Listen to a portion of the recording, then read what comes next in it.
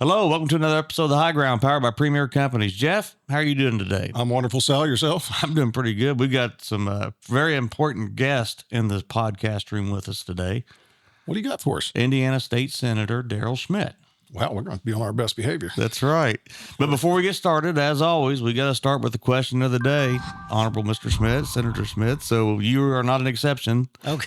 Well, thank you for that very complimentary introduction. I'm Daryl, right? Okay. I'm Daryl-The-Farmer and Daryl-Just-Tryin help. But anyway, no, it's exciting. You started when you sent this about one of the toughest things that you had growing up. I couldn't come up with really one topic, so I kind of came up with my Senator Schmitt top 5, kind of emulating David Letterman's top 10. So your top 5 least favorite things on the farm when you were growing up. Absolutely, yes. Okay. So number 5 would be chasing cattle and hogs through the tasseling cornfields. Oh my gosh! Back in the day when we were young, they wasn't confined feeding operations like we have today, right? Everything was outside, and try to keep hogs in a woven wire fence. Oh, man. Even with electric fences around it. So I just remember they would get out, and there you're out running through the cornfields, just trying to. And there's always one that will not come to that shaking bucket that you got with some feed in it. That's right. That's right. They go the other direction. But the only thing that might be up there with that is chasing them through a recently logged woods with all the treetops and stuff. That's interesting. That's right. There you could even get poison ivy while you're going. Yeah, I never thought about that. So that was 5. 5, okay. Now number 4, hoeing volunteer corn out of soybeans fields when it's about 100 degrees. Yeah, I was Central Indiana, so we cut Jimson weed, velvet leaf. So Southern Indiana, same difference. Pokeweed. Yeah, well, we'd have to get the pokeberries too while we were getting the volunteer corn. I had a dirt bike that I had a broken hoe, and I got to where I could just like do a El Kabong on them, drive by at about 15 miles an hour and just whack them as I was going through the soybean fields. That's good. I wasn't allowed to take a motorcycle through it. That would have been fun too. Yeah. But number 3, in southern Indiana, there's a lot of turkey production, so I grew up, on the farm. Mom and Dad started raising turkeys back in 1964. And back then everything was on range, there weren't the big confined operations. So it was more of a seasonal thing. But so the brooder houses where you had them were smaller back then. These were 1938 model ceramic tile buildings that you probably still see running around. Yeah. Well, back then, you didn't have skid steers and you had walk-in doors. So when you cleaned out the manure, that was all shoveled out with, Now we use the scoop shovels for grain primarily and skid steers for the manure. But, we had to scoop shovel everything out, the turkey manure out of those buildings. Every year, twice a year? Every flock. Every flock. Yeah, every time you ran a flock through, you have them in the brooder houses, typically 5 to 6 weeks old, and then you go to either now it's confined buildings, where they're safer and they're safe from the coyotes and the owls. But back then they would go out around range, and you'd clean out and get ready for another flock to come in. Wow, yeah, that would out the man door and to the loader tractor, loader bucket. That's right. Or pull the little manure spreader right to the door, and you just shove through it right over the side of the manure spreader. But anyway, that's all good. Builds character, right? So number 2 was shoveling milo or grain sorghum. Back in the day, it was self-sustaining farming, right? You dabbled in, a lot of different things, but there wasn't enough grain and acres. A lot of times you had you doubled up, or say in the spring when you couldn't get corn planted early enough, kind of like maybe a year like this. Yeah. And you needed feed early to feed the livestock.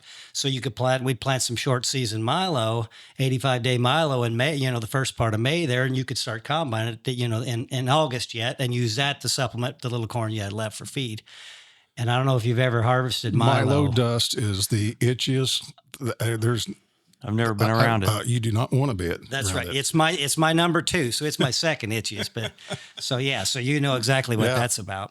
So then my, drum roll please. Yes, all right. Number 1 least favorite job would be baling twice rained on clover hay. Oh, that's the only thing itchier than milo. Yeah, that makes me scratch just thinking about it. Yeah, so you'd harvest, you'd mow the clover hay, and if you got it the first time, good. But if it dried out, rained on, then dried out and rained on again, those leaves would turn to dust and get down your neck. And Yep, nobody bales clover hay anymore. No, well, that was the old double crop, right? Yeah. What do we do now? Wheat and double crop beans. Well, back in the day, you'd had your hand seeder and you would frost seed the clover seed in February. Yep. Go out there and do it by hand, frost seed the clover, and then after you baled combined the wheat and baled the straw, well, then the second crop was harvest that clover hay. Right. We would spray it on with the 28 when frost seeded. You did? Yeah, it had John Blue pump, and if you put on enough gallons with flood jet nozzles, you could spray the clover on. Oh, I didn't know We that. did that. Oh, Yeah. wow. That was a lot better than Yeah, with your hand seeder. it just felt weird pouring that in a spray truck, though. Yeah, I bet it did. Yeah. Oh, that's. Well, Jeff, do you have a top 5? I think I've got a top 2 now. I was going to say I could go along with a lot on that list, but I was going to say clean out bins, shovel manure. But also I grew up. We had a small farm, but we had a fertilizer plant, and we were all liquid suspension fertilizer. So I was the guy that was small enough to fit in all the tanks. So I got shoved down there. I cleaned a lot of tanks out. So that would have to be up on my list. Like a fertilizer tank or a prowl tank? Fertilizer tanks. Oh. Yeah. Yeah, those would be bad. 1030 for O. Sludge. Oh, yeah. Well, and then like I said, just suspension fertilizer, and you get a little grit and grime in the bottom. You had to clean, shovel out. So Yeah, that's tough. that's why I realized all of our employees seem to be big guys that didn't fit in the tanks. And theirs goes a skinny If little you ever kid. want to have a weight gain reason to put it on. I think it's the only reason Dad kept me around. Well, my dad's he's tough. He just turned 87, and I've seen him in the old milk house. I've seen a rat run up one arm and go down the other, and him just grab it and squish it and throw it away. But he did not like hauling off dead animals. And on a farm, there's always something, right? Something's hogs or something's dead, and you don't always find it real quick, and you can't always get to it. That was my job. I was the dead animal, drag it to the loader tractor and haul it off. So that was my job it doesn't matter what it was, deer in the road or anything else. That was my job to haul it off. Well, everybody that's eating breakfast listening to Yeah, the they can- podcast this morning is,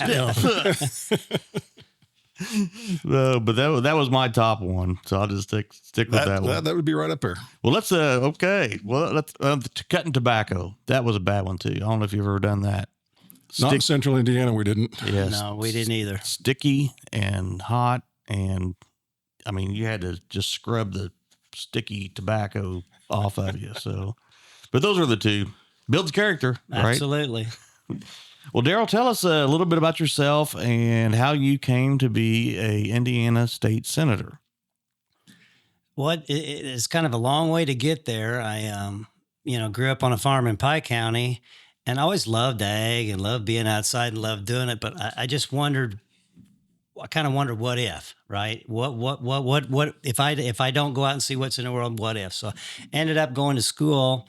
Graduated from VU and then went to Indiana State, started working for UPS while I was at Indiana State. Graduated up there, went into full-time management with UPS. So I was off the farm. And back in 1992, Mom died of breast cancer when she had just turned 50. So, and I loved working at UPS, dealing with people. We're a social species. So I was out dealing with people and doing that, and came back. I'd met a gal about the time Mom died. Dad's farming by himself yet, and he's 50. We decided we were going to quit our jobs, change careers, move back home, and start farming and raise a family. So we've been doing that for 31 years there since, or 32 actually.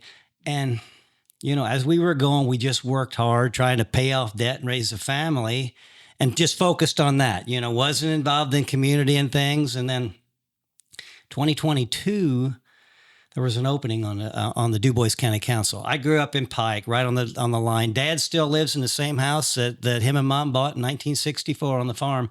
I live a quarter mile away, but just so happened to be on the DuBois County side of the line. So there was an opening for a caucus on the DuBois County Council. The gentleman that was in our district took over as the treasurer. And I'm like, wow, I wonder who's going to fill that spot. That's important. Councils deal with the finances of the county. And my wife and we started talking, and I was like, I wonder who's going to do that. And I told a friend, I said, he just retired from he was an accountant at Kimball International. I said, you need you need to do that. You need to get on the council. He says, no. He said, you need to do that. I was like, oh, you're crazy. So I jumped back. I was on the track. I just kept working. And then all of a sudden I was like, thought about that over the weekend. I talked to Trish and I was like, I think it's time to put up or shut up. What do you think? And we talked about it and, decided the timing was right and just decided I could give back at the local level. And I got involved and I found that servant's heart. You want to help people and get involved. So I did that.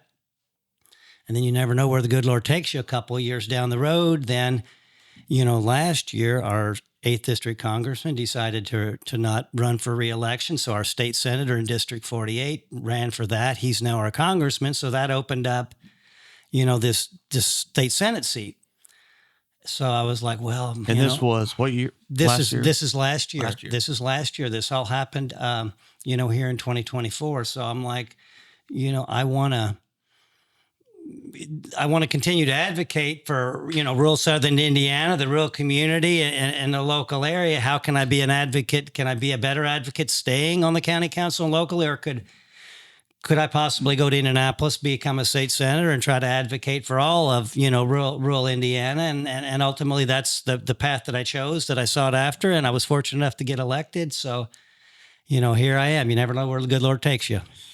That's awesome. It's important for us as in our ag industry, whether we're farmers or ag retailers or equipment dealers, to have somebody in the state government that understands farming, and that can be from different levels, but it's got to be pretty unique to be a farmer up in Indianapolis, isn't it? Absolutely. Yes. And, as ag, we're typically a humble profession. We don't brag on ourselves. We don't advocate for ourselves enough. We don't tell our story well enough. So now when I go up there, I feel it's my responsibility, to represent, all of rural Indiana and represent ag, just to create that understanding. People just, as generations have moved your way, you don't understand. So so that's a goal of mine, to try to help people. There are a lot of good people in the Senate. Senator Cook that represents, here Jackson County and Seymour, great guy, but he doesn't have an ag background. So there's a lot of great people up there, but they don't have that background, have that understanding. So that's what I want to do, is just to try to help and increase that. There's, myself, I guess I should say Kendall Culp is a House, from the House of Representatives side. He, I think he was elected in 2022. So he had the title of the only full-time farmer deriving their income in the General Assembly. Well, we doubled our population. So now I'm the only farmer in the Senate side. Now there are other people that, that are once removed, they're landowners yet once removed from farming. Senator Lysing here, she was to the east. She used to farm. She's retired now, but she's the chair of the Ag Committee. On the Senate side, she's well versed, does a great job, in it. But we're trying to, we want to work and increase that now. So that's a goal of mine, is I feel that responsibility, not just for District 48 that I represent, or 6 counties in southwestern Indiana, but just all of rural Indiana. Yeah. What was the biggest? I mean, that's got to be a little bit of a culture shock coming from, running the family farm business, and now all of a sudden you're in the Senate for the state of Indiana. What was the culture shock like? What was some of the biggest learnings that you had to overcome, when you go to Indianapolis? Well, I had, you always want to try to do your research and your homework. So even when I was on the county council, I would go up and watch from the balcony while they were in session, so I had an idea, but it is a big difference, in ag or in private industry. If you see a problem that you need to solve, you come up, you see the problem, you identify it, you figure out how you're going to solve it, and you go solve it. Yeah. So you get from point A to, you get from 1 to 10 real fast. Especially if you got a track hoe and you can. Well, yeah. Right. That's right. Well, you're gonna attack the problem, right, and you're gonna solve it. Politics, government is a little more complicated. It takes and I guess that's by design, right? You can look at the federal level, the executive branch. Right now, we kind of yo-yo back and forth on policies and priorities. So the legislature, it's designed so It has to be delivered so you don't overreact. But that's the frustrating part. It takes a little bit to, you might not go from 1 to 10 one year. And if you're trying, if you're moving the bar in the right direction, you might go from 1 to 3. It just takes a little longer to solve the problem. It's a lot more complicated, but you're trying to get everybody involved. So that was, I guess it's a slower process. What's it been like, because we don't have a lot of, farmers in the House or the Senate. So when you have a bill that's directly related to farming, it's like the grain bill that just passed and Yes. stuff. I mean, when you're trying to work through that process to get from 1 to 10, or is everybody pretty open to learning? Are they asking you a lot of questions? Or are they coming to you as like, hey, you're the farmer, like, tell us what this means? I mean, Absolutely. Good. They will, you'll, as you learn people, who people's responsibilities, what their strong points are, because there were 1,300 and some bills that were proposed this session, and I don't exactly have the numbers, but I think it was 200 and some that actually made it through and got passed. But you can't intimately know and do the research on that. So you have to work together and find the experts in the field and seek out that knowledge. So yeah, that was a responsibility of mine. People would ask me, or I would seek them out, and try to make sure they get the accurate information, because no matter what your topic is or your issue, there are people advocating on both sides of it, right? So you have to make sure you can get the true story out there and get the information to them. what about committee work? Are you working on any of the different committees? I know they have different committees for different things. Absolutely. I'm on the education, I'm on elections, family and children services, local government, insurance, and financial institutions. So I'm on all the easy ones. Wow. But yeah, it's a handful, but it's good. So I'm on those, and then actually, I just found out 2 days ago I'm on the interim study committee for ag and natural resources for the summer. So there'll be topics that we'll be working on this summer and studying, looking a lot at like the economic value of like all our public lands, our state forests and things, and trying to get a better analysis of that. So then there'll be other topics. But so I am on the interim study committee. So yes. So you got plenty to do. Absolutely. No, it's great though. It's all good. Well, they say Indiana's got a part-time state assembly, but it's not just, so you're in session, actually in session from what time to when? But it's not really part-time. It's all year round, right? Yeah, it's kind of like part-time, full-time. Yeah, right. Part-time pay, full-time work. That's okay. That's not why you get in. That's not why you get into this. This year we started session on January the 8th, and we finished on, I believe it was April 25th. So basically, I leave, I go up on Sunday nights, and then I come home on Thursday nights. So yeah, we're up there 4 days a week, working all the way through the session. Now in Indiana, we have a biennial budget. This was the budget year, so it's a long session. So we were there basically, till the middle to the end of April this year. Now next year, coming up here in 2026, there will not be budget items. It'll be, other things. So it'll be what they call a short session. So there we'll be up there basically January through the middle of March. Oh, So that's when we're up there. I have physically only been back to the State House 3 times since session was over in April. One was for a bill signing yesterday on education. Actually 2 days ago, sorry. But there's a lot of work done locally now. Now, when we finished up the budget, now you have to go out, and now that's being implemented on the local level. So I am working. My goal and a commitment was to get to every taxing unit in the district in those 6 counties. So I'm out every night going to different city council and county council meetings and town council meetings, trying to help them explain to them and understand what's going on. That was Tuesday. I started out at Pike County at their county council meeting. Then I went to a bill signing at Indianapolis. And then by the afternoon, I was at the Huntingburg council meeting that evening. And then I had a 7:30 meeting in Spencer County, just trying to get around and help. So that's the difference. Now you're out meeting with constituents and trying to learn what's going on. How do you understand, and how can you make good decisions if you're not out there getting involved and meeting with people and understanding what the priorities are? that's good. There's 140,000 people in the 6 counties that I represent. It's Gibson, Pike, DuBois, Spencer, Perry, and Crawford counties, those 6 counties. So 50 senators in Indiana, and each senator represents roughly 140,000 people. So do you have a lot of those constituents? Are they reaching out to you on a daily basis and bringing you things, or how do you manage all that? And do you have a staff? What we have is we have what we call legislative assistants. So it's a full-time gentleman.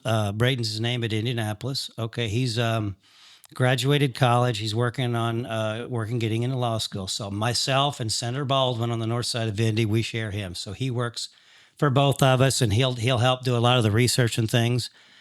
So that basically, if I have questions I don't know, he'll find out, and he'll work with, and he'll act as an intermediary. If a constituent has a problem with NDOT or IDEM or whatever state agency, and whatever the question may be, I'll help him. And if I can't, he'll help and work and do some research and help facilitate. So yeah, I can't tell you the number of phone calls and text, and when I turn my phone back on a little bit, there'll be another 10 emails and 15 texts, but it's good, but yes, people will reach out, and you just try to, that's what's going on now, solving a lot of the problems and trying to get answers.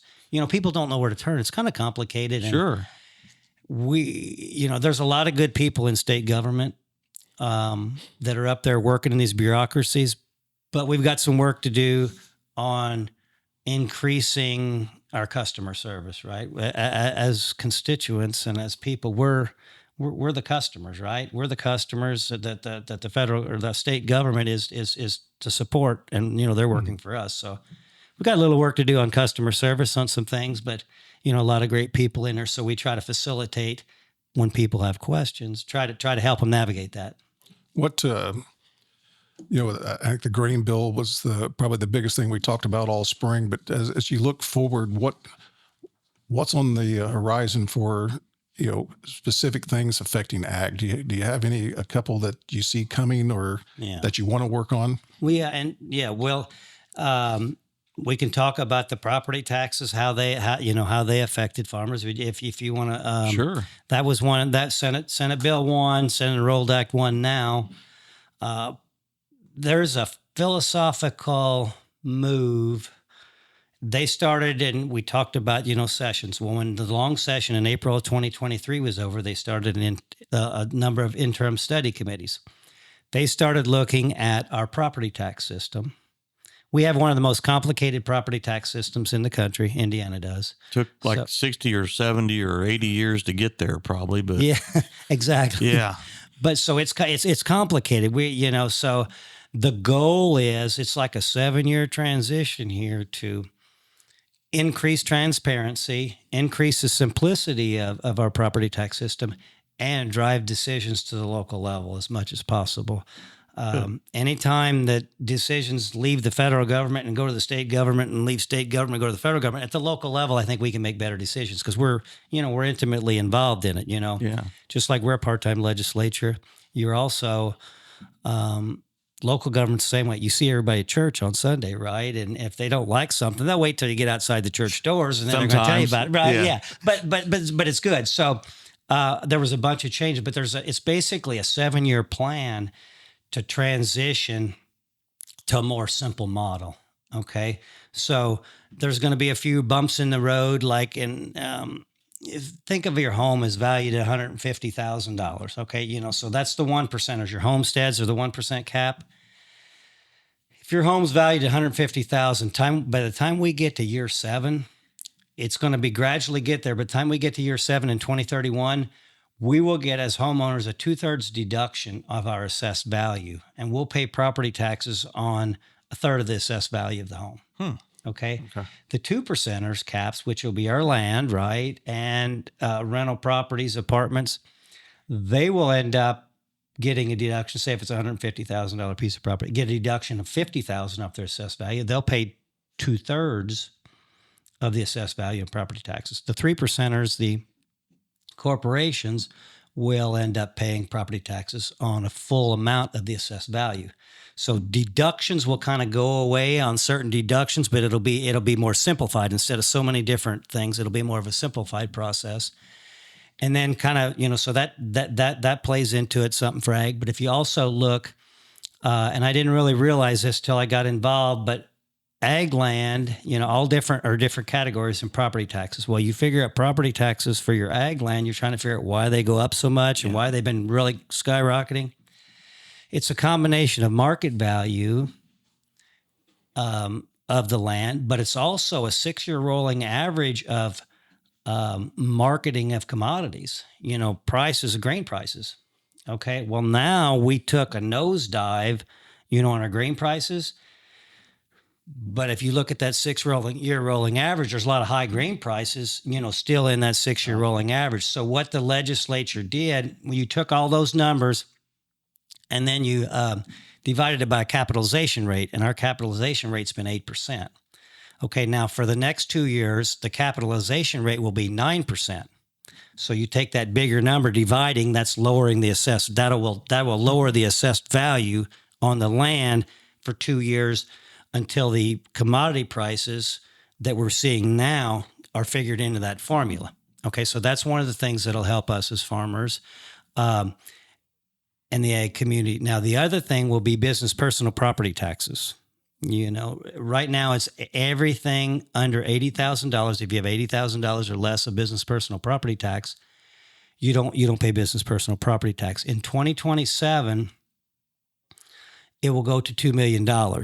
Wow. Okay, so what that does is that's going to help small businesses. You will not pay business personal property taxes, on that moving forward if you're less than $2 million. Now, if you're above $2 million, it starts back at $1.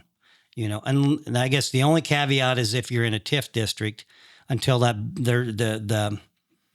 the property tax revenues is being used to back the bond. So if you're in the middle of a bond payment, until that bond's settled, it's a TIF. So there's a few exceptions to the rule, but for the most part, that will go to $2 million. And then also, so that's to incentivize small businesses and, small farms and, taking that burden off, because ultimately when we get going and that's year 7, the corporations pay for 100% of the property tax or 100% of the assessed value. One other thing is a lot of older equipment, once it's depreciated out, you go back to that 30, you always have that 30% floor, right? Sure. That will, for purchases from January 1st of this year moving forward, that 30% floor will not be there anymore. Okay, so when it's depreciated out, your personal property taxes will be done. You will not be paying personal property taxes on that. What we have now will stay there until you're selling that equipment or trading it up, as long as you have. But for moving forward, so that'll be significant. Yeah. That'll be significant for the ag community. A benefit is the business personal property tax, that 30% floor going away for moving forward. And I'm assuming there's a whole bunch of people that are trying to, figure out this complicated, structure. And as we make it simpler, they're also studying the fact to make sure that we don't create deficits. And Absolutely. we don't get to the end of the year and go, well, we don't have enough money to pay the bills. That's right. Well, and that's why they use that $2 million threshold, so your big, power plants and big factories of that part, they're above the 2 million, so they won't be exempt for that, because we couldn't you had to worry about local government revenue. We're not trying to see property taxes are collected at the local level, used at the local level. The state government has no bearing in that. Okay. The property taxes are all used for local governments, whether it's, schools, airports, fire departments, the whole thing. So in roughly 2/3 in rural America, rural Indiana, roughly 2/3 of the property tax are collected are going to schools. So we had to watch so we didn't affect that too much. Now, since 2/3 of the property tax roughly go to schools, they were, when everybody was clamoring for property tax relief, more of that, the schools were being affected a little bit more. So now, and what most people don't realize, and I didn't until I got up there, the property tax collected, that's for facilities, capital projects on schools. Okay. There's also what they call state tuition support. And that's the amount of money that the state provides to schools, and that funds teacher salaries, staff, and then things of that nature. So part of this, when there was a $2 billion shortfall, and you heard about, all the cuts that are coming at the state level, well, K through 12 education was spared and kept out of that, because we didn't want to affect our kids, right? And the that's important, building for the future. So Some of the schools, took a little bit hit. Some will have a smaller revenue than last year. Some won't. Some are increasing revenue, but not near as a rate of increase. So $980 million increase for the state tuition support for K through 12 over the next 2-year budget. Wow. So that was a way to kind of offset this, we're this transition period, so we don't have any negative effects. And there's no intention of making a total shift. We're not trying to shift where the taxes are being collected. Not trying to shift all from property to income. There will be local governments will be able to use lit taxes, local income taxes, to kind of fill up to fill the gaps a little bit on the changes. That's all part of the 7-year plan to increase decision-making control at the local level. So I apologize. I got maybe a little more into the property tax, really coming out of ag and the background and finances, and we have to know numbers, and I like the numbers and getting in on it. There's a lot of good things going on, and everybody needs to know that. But that basically for us, as farmers in the ag community, the change in the capitalization rate will cushion that, make that formula make more sense, and then the business personal property will be a long-term, benefit. Sure. What about the big beautiful bill that just got passed in D.C.? Is there anything coming from that bill that'll impact us as a state that we need to make changes? Yes, with our assembly. I have not. Well, it's going to affect us some, but I don't know the details on exactly how it's going to affect us as a General Assembly. I know, I just saw headlines about, some modifications in elections, maybe. Education, a reduction, a little bit money for the education, but nothing I think that we can't handle. I don't think there's going to be any major impacts that are going to hurt us. I've got there some of the changes, that they were.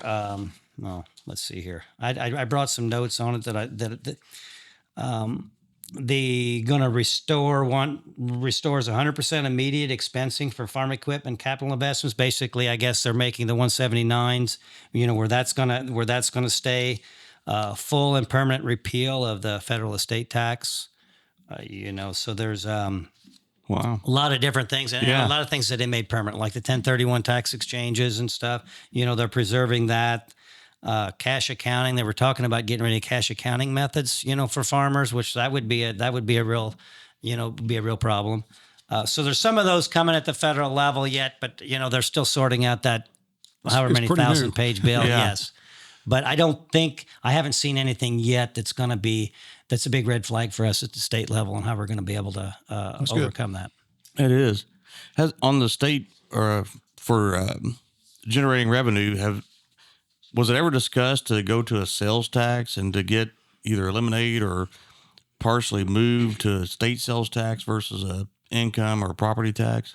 Yeah, there's that discussion is ongoing all the time on how to do that. And I guess property taxes, the goal is to reduce property taxes. Obviously there was a bunch of clamoring for that because it had been going up significantly. There's a balance that has to be made, right? You have to also generate property taxes are pretty reliable and stable. It's a stable where your income taxes are a little bit different. You have other states that, that utilize sales taxes more. And so I guess, there's a lot of everything's on the table, but I don't know that it will ever totally get away from property taxes. When we ended up with the $2 billion shortfall that you guys probably heard about, came out in April. And what that $2 billion was from January, February, March of 2024 to January, February, March of 2025. It was a projection of the state was going to be down $2.3 billion in revenue. Okay.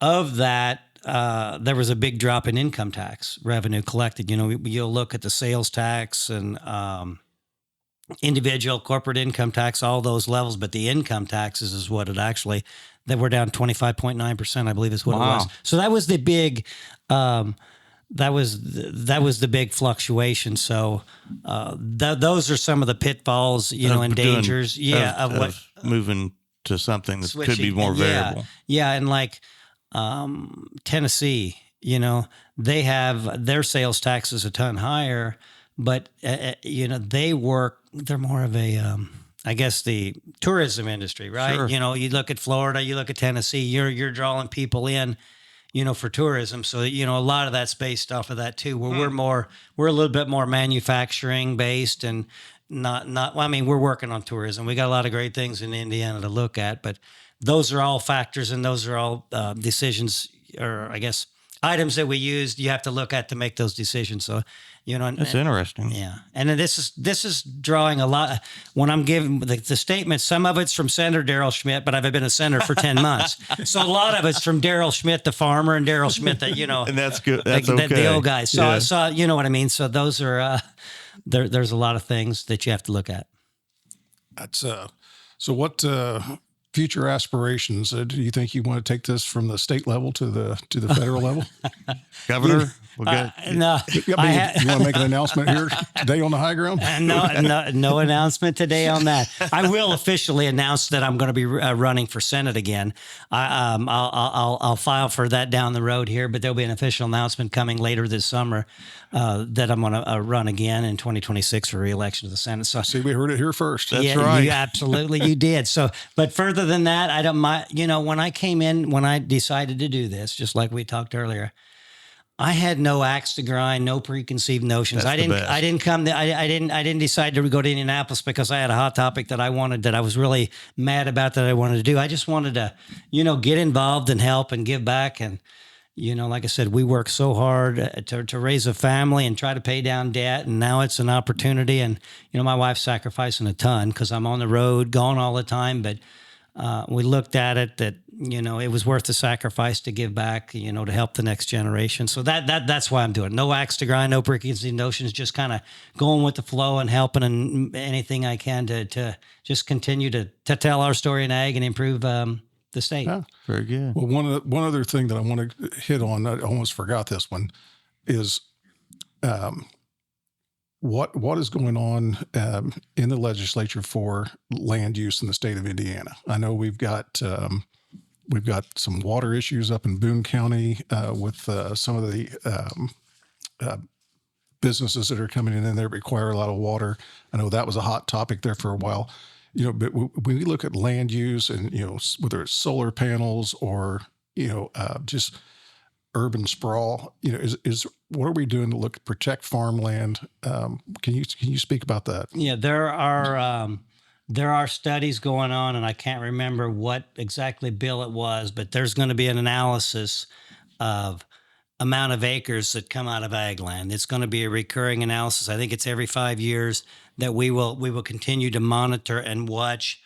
And I don't have the exact numbers in front of me, but it was an amazing amount. It was like almost 400,000 acres of land that came out of ag production since 2012. Oh my I think it's gosh. 300 and some thousand acres in the state. So a lot of so that is a priority to look and to watch and to take care of that. Your water, as far as Boone County and all that up there was talk of, you know, moving a bunch of water from, you know, piping a bunch of water from, you know, Tippecanoe. Tippecanoe, yeah. Exactly. There was legislation, and I think I actually have that exact bill here, but basically what the legislation said was that now you cannot just randomly take water from one watershed to the other. There's a threshold of, it's so many million gallons, but you know, it's a pretty low bar that you have to be able to, I guess it's a high bar, a low amount of gallons. You're going to have to work through Department of Natural Resources. They're going to be involved, and anytime you try to transfer water from one watershed to the other, there's a process that you have to go through, the utilities to go through to make sure that we don't have any unintended consequences. So this was the first time that the Indiana legislature got involved in, you know, in water regulation. And we need to do that. I mean, a lot of other states, you know, there are lawyers and law firms that just specialize in water law. You know, you go out west where there's a lot more issues. So this was our first foray as a state legislature. We're getting into that. So there are a bunch of protections, you know, that are being put in to take care of that. Well, in the Eastern Corn Belt, I mean, we have so much water. It's not like Kansas or Nebraska, you know, in the eastern Nebraska or western Nebraska, where, you know, they regulate it to so many inches per year. We have so much here, but it's good to good to get the water regulations figured out before you have to, I guess. We need to be ahead of the Yeah, curve. We don't want to. You don't want to be reactive. And you were kind of alluding to, I guess, energy also fits into this.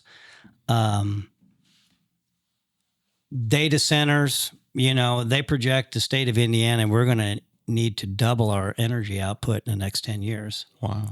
As all the young ones have to have AI, and we increase the amount of, the usage on the internet. Well, those are also, data centers are energy intensive and water intensive, so that's the reason we have to be on top of it for the water. Looking at other, possible energy sources. I mean, you're starting to hear a lot about small modular reactors, smaller nuclear reactors that are going to using more of that as a base load. There was a push through the legislature to make sure that we don't end up, I guess, retiring plants before we have replacements. There's times where my understanding that we're pretty close, to max capacity, running through the grid when it's hot, that, where we don't end up having blackouts and rolling blackouts and things. But you've got a lot of power plants in your district, too. Absolutely. Yeah. That's why I'm interested. That's one of the committees I'd like to get on, is utilities. But so there's a lot of things down the road, and these data centers, as you move forward, as the SMRs might become a player in that. If you end up with and they're smaller. It's not like the Marble Hills and things that you had in years past, or 3 Mile Islands. It's a smaller type setup. They've been using nuclear reactors on submarines, aircraft and things carriers forever. Yeah. So it's more along the line of those concepts. So there's a lot of things coming down the road that that are being looked at. Neat. That's pretty neat. I've learned a lot this morning. I have too. That's why we have these guests, because Sal and I, we don't know a lot, so we need to learn from you guys. Well, I don't know a lot either. I'm just trying to do my best and try to help and learn. We all learn as we go. Well, is there any other topics? I think we need to make this a regular, scheduled check-in. You need to come back and visit with us, especially as you get up here and you learn about things. We'd love to have you come back and say, "Hey, I need to update you guys." So, I'd love to do that. And actually, we probably went through 10% of the notes and things that we had. So there's a lot of topics and a lot of things we can delve deeper into. I tried to hit the highlights. One thing I would maybe add. As farmers, we have to be cognizant now, in the summertime, especially this time of year at our rural intersections, there's the corn is up. The corn is up. The corn is tall. So we have to watch to make sure people can see what they're doing. I want to be an advocate. There was different legislation that came in and out that we were looking at ways to improve safety, but we want to, I guess it's a lot easier, I guess I would say, as farmers, to be proactive and to do our best to try to, keep that line of sight vision at intersections. That we don't want, those are local issues that we need to keep local, and we need to have our, if we can police ourselves and do a good job of being good stewards and good neighbors for everybody, that's something we want to do. Just an awareness tool this time of year, because we all get busy in our things and we're like, oh man, we accidentally swung the planter too wide. So that would be one thing I'd maybe want to say. We all want to be conscious. And that's, I think people, there's intersections they go through where they can do their rolling stops 6 months out of the year and they can see everything coming. But right now you can't. And that corn's up. Yeah. So that would be one thing I want to encourage. We all work together. Good. Absolutely. That's a good topic, or a good thought to end on right there, is just the safety and being and watching when we're out there on these roads. Because it can happen fast. Come up on the crossroads and you can't see good. Sure can. All right. Well, Daryl, thank you for joining us this morning. And that'll be another episode of The High Ground, powered by Premier Companies. Thank you all very much. Thank you.